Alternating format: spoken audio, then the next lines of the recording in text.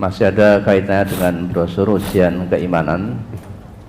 Akan selalu ada orang yang mendengki, membenci. Pertanyaan, jika suami mendiamkan istri berhari-hari hanya karena suami diminta bersyukur kepada Allah, bagaimana istri harus bersikap, Ustaz? Kemudian yang kedua, bagaimana sebaiknya sikap istri jika didiamkan suami karena ngajar TPQ padahal sudah izin suami? Contoh, meminta mosok mengingatkan suami untuk terus bersyukur kepada Allah, terus dinengke berhari-hari kayak suami model apa gue kan. Harusnya bersyukur, diberi makmum oleh Allah yang terus siap mengingatkan suaminya tentang syukur nikmat kepada Allah. Lah kok malah dinengke terus piye? Lah suaminya ini paham ndak tentang Islam? Satu kewajiban orang Islam itu tawasau, bahkan saling nasihat menasehati dalam kebenaran, termasuk di dalamnya mengingatkan tentang syukur dan dalam kesabaran. Itu satu bukti keimanan. Wal 'asr innal insana lafi khusr illal ladzina amanu wa 'amilus shalihat wa tawasau bil haqq wa tawasau bis sabr. Saling nasihat menasihati dalam kebenaran dan kesabaran itu merupakan bukti keimanan. Dalam ayat itu, ketika menyebut amal soleh, Allah tidak sebutkan tentang sholat, puasa, zakat, infak, tidak. Kan illal ladzina amanu wa 'amilus shalihat. Iman itu harus dibuktikan dengan amal soleh. Bentuk amal soleh dalam ayat itu adalah nasihat menasehati dalam kebenaran dan kesabaran. Pembuktian keimanan dalam ayat itu nasihat menasehati. Kalau kita ingin iman kita dianggap oleh Allah, teruslah nasihat menasehati dalam kebenaran dan kesabaran. Termasuk nasihat menasehati dalam kebenaran, termasuk mengingatkan tentang sholat, mengingatkan tentang zakat, infak, sedekah, mengingatkan tentang syukur nikmat kepada Allah. Lah, suami tadi sudah diberi anugerah makmum yang baik oleh Allah. Lah kok malah dinengke? Sikapnya bagaimana? Selaku istri tetap tunaikan kewajiban istri dengan baik.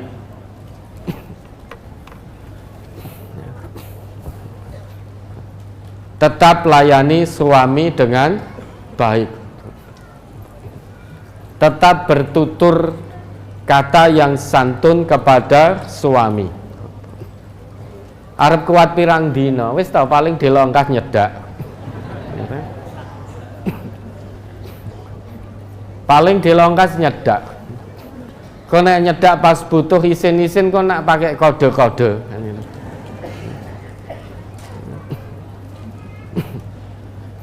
Jadi kan selaku istri tetap ya tunaikan kewajiban dengan baik. Jangan ikut mendiamkan. Malah wes peneran dinengke. Ora sah masakke, rasah ngumbahke pakaiane, ora sah nyetlikake, ora sah ngene. Nah, itu berarti istri yang tidak beda dengan suaminya, podo dini. Sekalipun didiamkan, terus ya, tunaikan kewajiban dengan baik, terus berusaha menyapa suaminya. Itu yang pertama. Kemudian yang kedua, sudah diizinkan tidak tadi mengajar TPQ. Ya mungkin saja mengajar TPQ-nya dari pagi sampai malam, sehingga tidak ada waktu bagi suami. Mungkin TPQ dari tempat ini, nanti pindah sini, pulang-pulang sudah malam, lelah. Suami butuh, wes kesel, tidur. Lah kalau seperti itu juga tidak benar. Berarti kewajiban kepada suaminya terabaikan. Boleh mengajar TPQ dan insya Allah baik. Tapi bagi ibu-ibu yang memang punya suami, izin suaminya. Kalau suaminya mengizinkan, ibu-ibu juga harus mengatur waktu dengan baik.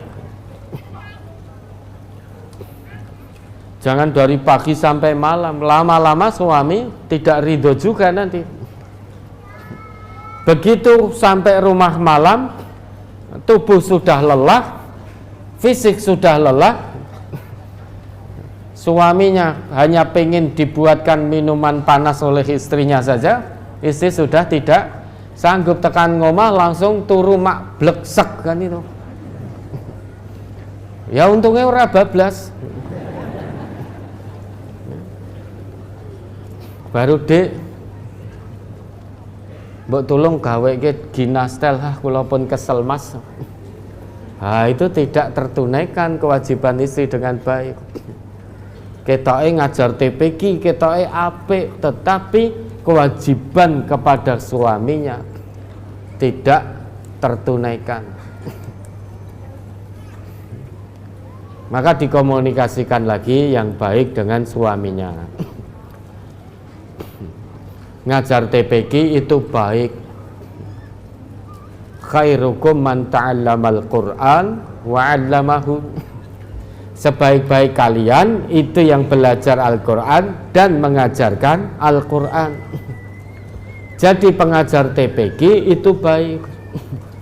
Suami yang baik tentu akan mengizinkan istrinya untuk mengajar TPQ. Lah istri yang mendapat izin dari suami harus bisa mengatur waktu dengan baik. Kalau waktunya habis untuk ngajar TPQ setiap hari seperti itu, sehingga suaminya dan keluarganya menjadi tidak terurus, itu juga menjadi tidak baik. Seorang pengajar Al-Quran itu bisa mengatur waktu dengan baik.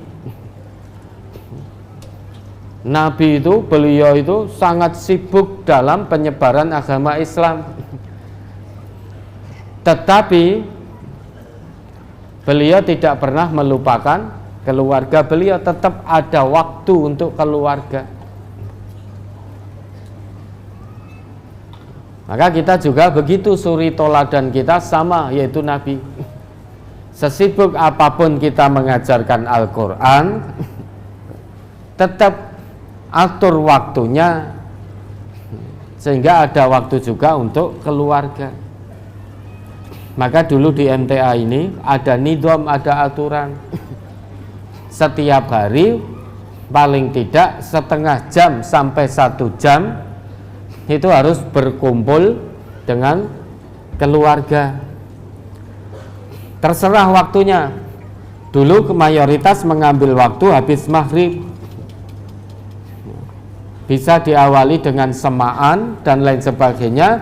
Kemudian sesudah itu suami selaku kepala rumah tangga memberikan nasihatnya barang 5 menit atau 7 menit. Dengan begitu hubungan keluarga tetap harmonis.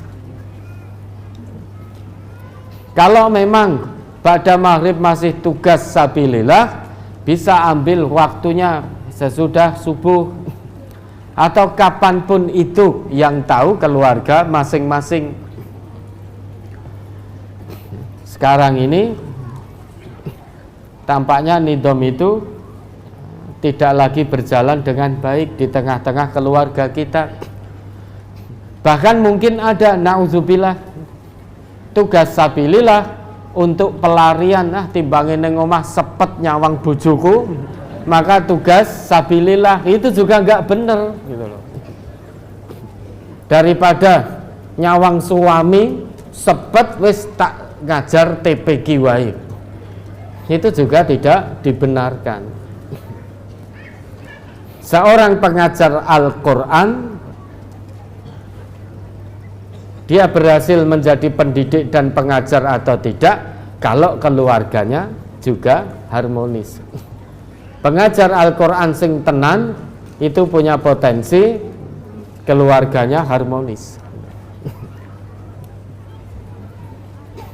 Maka komunikasikan yang baik dengan suami. Suami yang baik pasti akan mengizinkan istrinya untuk menjadi pengajar TPQ. Mustahil suaminya akan menghalangi istrinya untuk mengajarkan Al-Quran. Istri yang mendapat izin dari suami juga harus pandai mengatur waktu. Jangan sampai rumah tangga suami anak-anak menjadi tidak terurus, menjadi terbengkalai. Insya Allah semua kebaikan ini, dua kebaikan ini bisa dijalankan dengan maksimal. Jangan sampai salah satu dikalahkan.